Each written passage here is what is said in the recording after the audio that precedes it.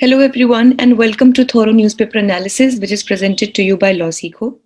So, today we will be discussing three articles. The first one is from The Hindu, Hitting the Right Notes with the Health Budget.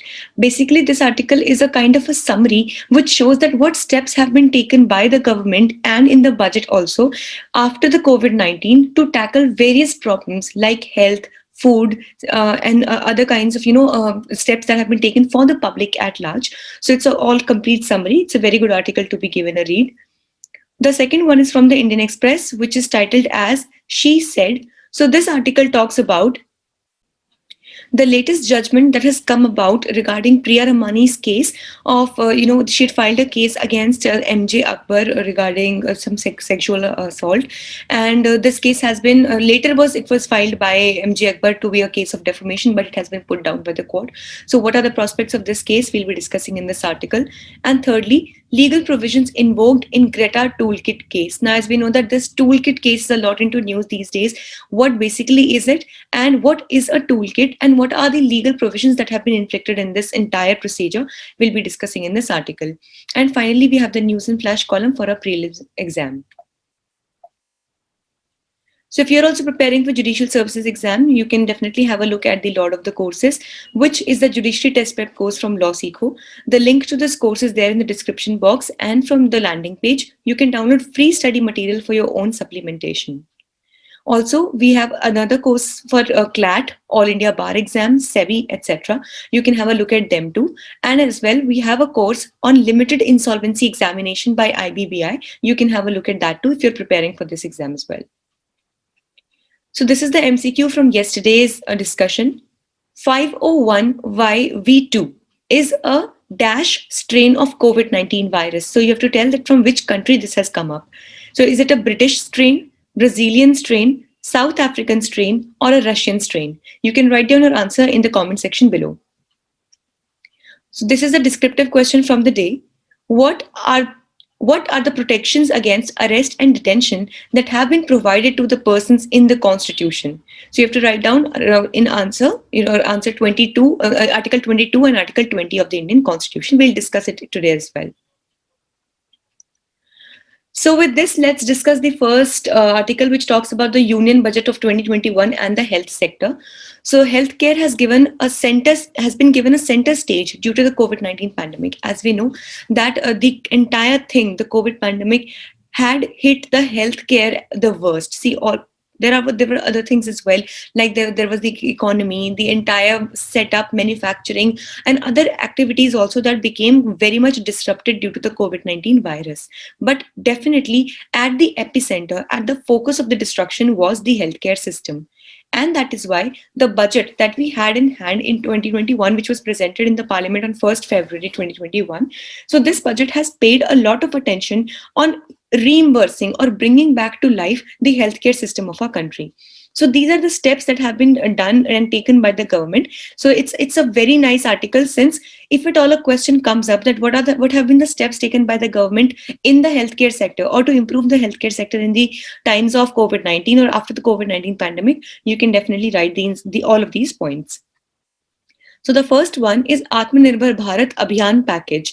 So it includes both short-term and long-term measures. So this was we had this thing of Atmanirbhar Bharat, which ultimately tries to make India self-reliant. That is, to reduce India's dependency on other nations for various essential goods. Now it could be for any food items, for edible oils, for any kind of lithium batteries, pharmaceutical products, or anything like that.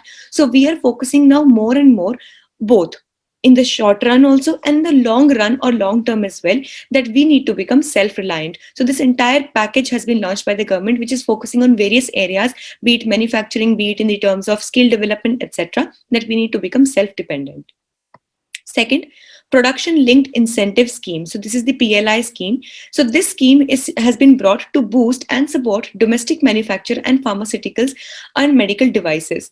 So the focus, see, in this care, pharmaceuticals and that is the medicines and other medical devices are very primary if we want to become self-reliant in the terms of healthcare services at least. So that is why production-linked incentive scheme, it promotes and incentivizes the outside companies and the various world global companies to come into our country and set up their own manufacturing hubs or industries in our country. So this firstly will make more and more foreign exchange to flow into India. Further, it will give a lot of employment to the domestic population of the country. And the most beneficial one is that we will have domestic manufacturing of various things like of the pharmaceutical medical devices, which we ultimately have been buying from the outside world. So this will definitely incentivize the producers and manufacturers to come and manufacture in our country. And further, definitely yes, a good intake and as well as exchange of technology will also take place. Next is the mission COVID Suraksha. So it is there to promote development and testing of the indigenous vaccine candidates. So as we know that Covaxin also is a very successful till date. This has been developed by the Bharat Biotech, and it is. That is why Mission COVID Suraksha is promoting more and more testing of the indigenously developed vaccine candidates, so that we can have more and more options and more viable and better options for the vaccines of COVID-19. Also, 92 countries have approached India for vaccine. So this shows the capacity and the trust that they have in India, that 92 countries have actually approached India for the production or for the supply of vaccines from our own country. And then we have the Pradhan Mantri Garib Kalyan package, which is there to ensure food and nutrition security for the poor and vulnerable during the COVID-19 crisis. Now, as we know, that statistics have time and again shown that amongst all the people who were hit bad by the pandemic, the people who were there in the informal sector of the labor, that is the migrant workers, the laborers, the contractual workers, and if apart from them, the persons with disabilities and women, these were the worst hit.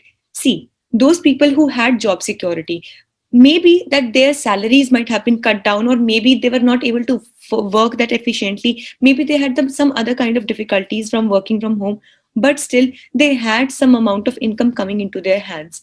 But millions and millions of people lost their jobs completely. The migrant workers, they completely left, they lost their jobs in the cities and had to move back to their own towns and villages.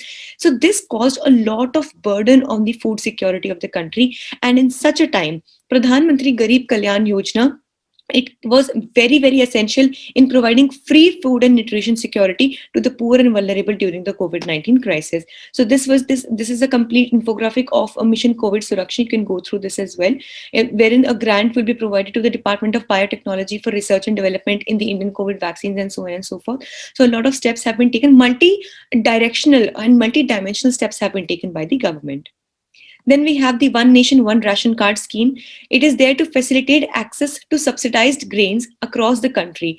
And it has been enabled in 32 states and union territories, covering 690 million beneficiaries. For this, we need to know that what is the One Nation and One Ration Card scheme. Basically, till now, what happens is that, for example, I, as a migrant laborer, or I, as a poor person, have my ration card registered, let's say, in the state of Tamil Nadu. But for work opportunities, I have traveled to Delhi. Now, obviously, I am staying there with my family in the Union Territory of Delhi.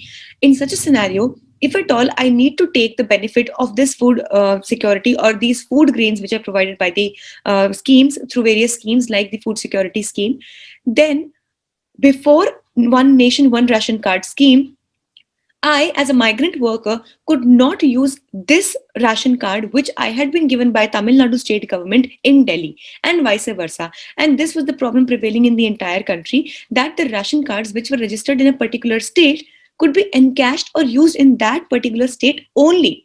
And that is why the people who actually needed these ration cards and people who actually needed this food security were never able to avail it properly, because they were always traveling in search of work and livelihood. But now, since the scheme One Nation, One Ration Card has come, it has actually done a great thing, that our ration card has now been linked with the Aadhaar card. So now, territory is no bar, and we have a complete integrated system of wherein the an online system will be able to tell that which worker or which particular person has used his ration card in lieu of what amount of ration, and thus a migrant worker from Tamil Nadu can easily get his share of grain from Andhra Pradesh, Gujarat, Maharashtra, or any other place. So this has now covered 32 states and union territories, which has benefited 690 million beneficiaries in the country. So here, Aadhaar seeding has really helped the system, and the PDS, which are the public distribution shops, are they take the Aadhaar as a identity card, and then they use the ration card to give that particular person his share of food grains. Then we have a combined health and well-being budget. So greater integration of water, sanitation, nutrition, and clean air has been brought up in this budget, and their close link has been highlighted in the National Health Policy 2017. So it has been highlighted by the government that not only healthcare services by means of medicines and devices is necessary, but also clean water, sanitation, nutrition, and clean air are also necessary for overall healthy development of a human being. Then we have the Jal Jeevan Mission Urban, which would be aiming to provide adequate and good quality water supply at our homes by means of taps. Then expand the coverage of pneumococcal vaccine across the country. Basically, pneumococcal vaccine hits and it fights against diseases like pneumonia, meningitis, etc.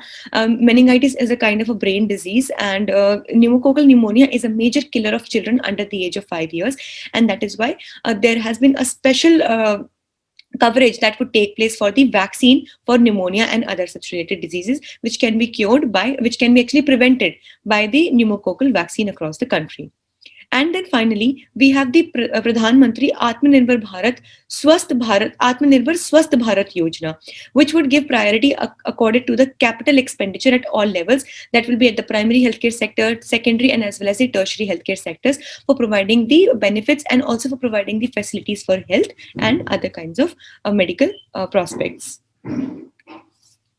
So here, this one will be the last one, which is the budget hike for Ayush.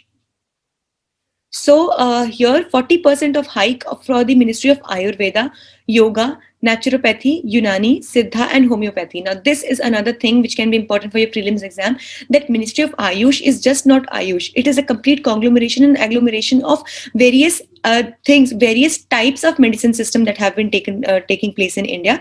It stands for Ayurveda, Yoga, and Naturopathy, U for Unani, S for Siddha, and H for Homeopathy. So this also should be memorized by you. So these are the steps required in this area. We should ensure adequacy of funds for critical and closely linked sectors such as nutrition, water, and sanitation. Because obviously, if you're able to provide nutrition to your population, but still they do not have access to clean water and sanitation, then they will be projected or they will be vulnerable to other kinds of diseases. And if you're providing them with clean water but they have nothing to eat, then again the situation is not less of a worsened situation. So that is why we should work into multidimensional aspects, and we should bring all of these benefits together for the population of the country. Then the state governments should increase their health budget too. 66% of the spending on healthcare in India is done by states, and this is according to the National Health Accounts of 2017. And thus, states should be spending more, and the governments should be and states should be given even more budget, because 66% of the spending is taken care of by the states. Now, here are the state-wise healthcare spending that has taken place. You can have a look at this as well. So now this is the case MJ Akbar versus Priya Ramani. As we know that a little time ago, Priya Ramani, who is a journalist as well, she had put up the allegations against MJ Akbar, who was a leader, he was a politician. So in the case of MJ Akbar versus Priya Ramani, the Rouse Avenue District Court, New Delhi, has acquitted journalist Priya Ramani in a criminal defamation case brought by the former union minister and editor MJ Akbar. So what had happened was that Priya Ramani had filed a case of sexual assault against sexual harassment and sexual assault against MJ Akbar.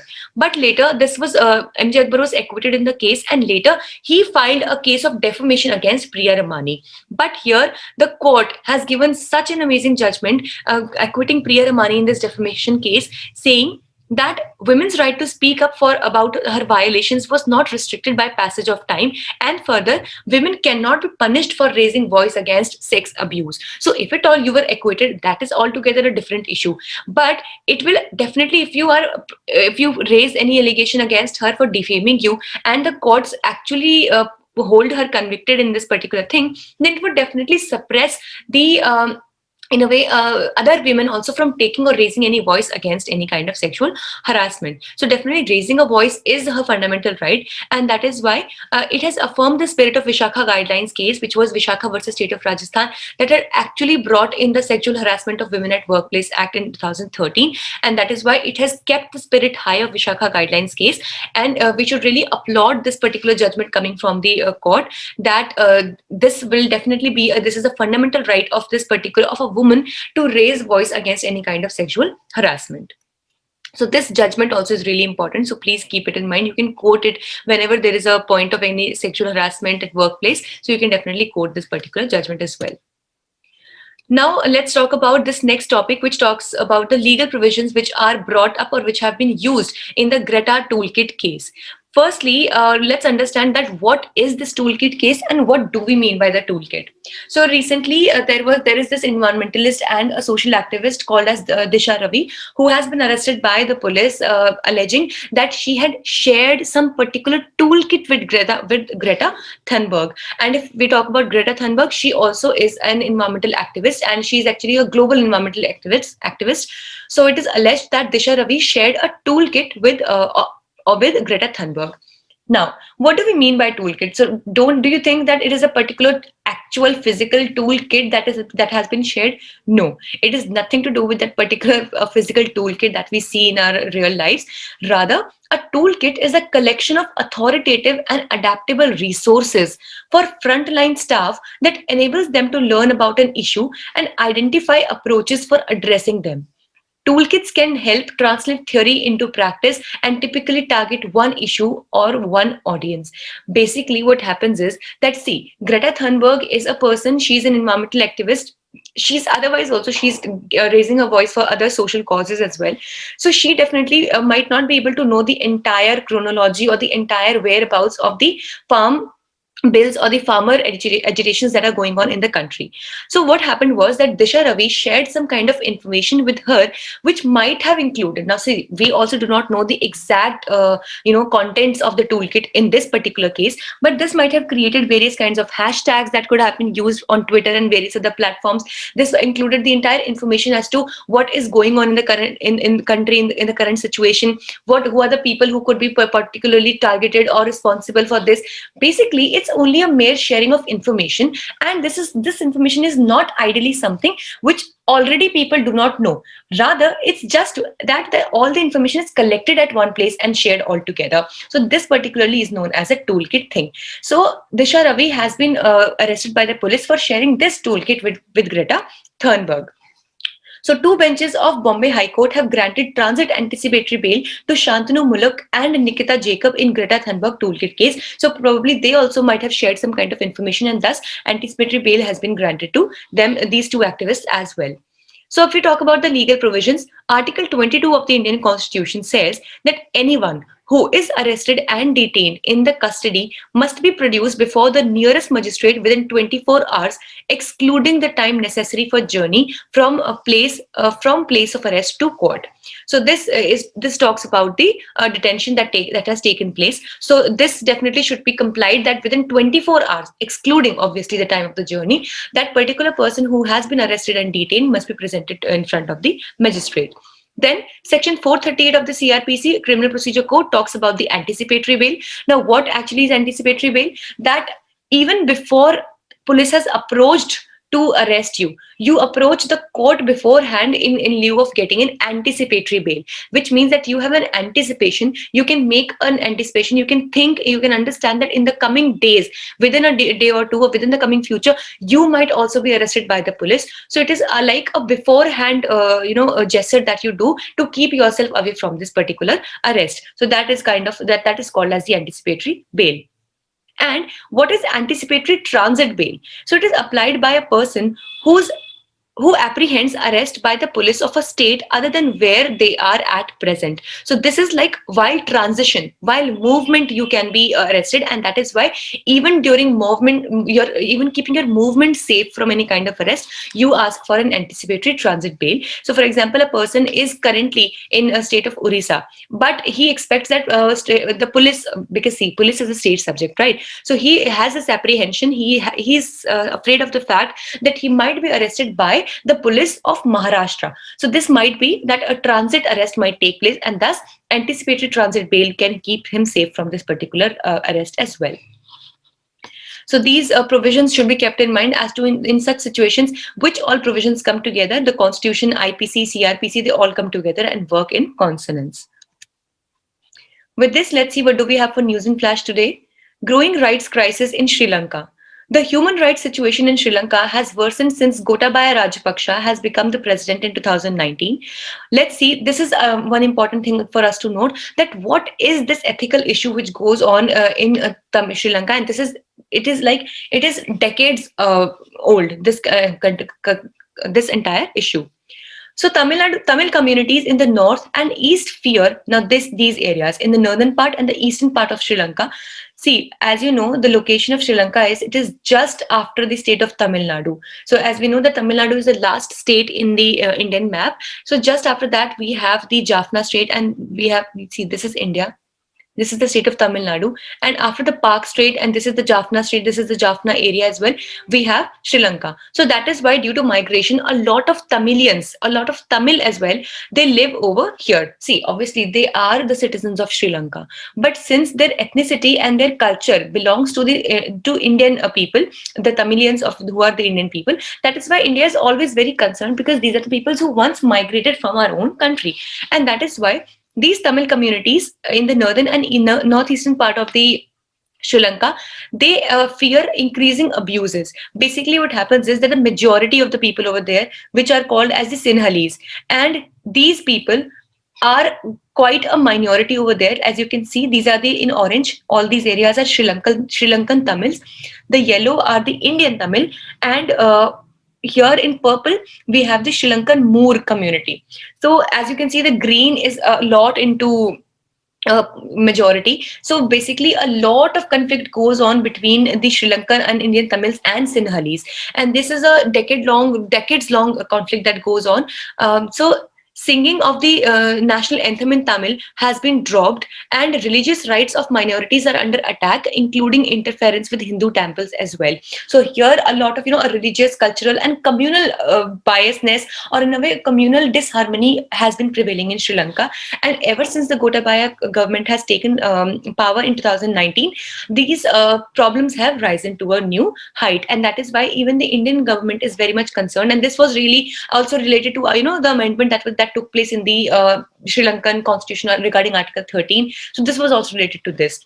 So the authorities bulldozed a memorial at Jaffna University that commemorated Tamil civilian victims of civil war that ended in 2009. It was completely broken down by the authorities in the Jaffna University. So these things, because these are very much detrimental to the long-term peace that India and Sri Lanka share, and also the people over there being minority, they are not safe in Sri Lanka. So this is the entire crisis which is going on in Sri Lanka, which you should be aware about.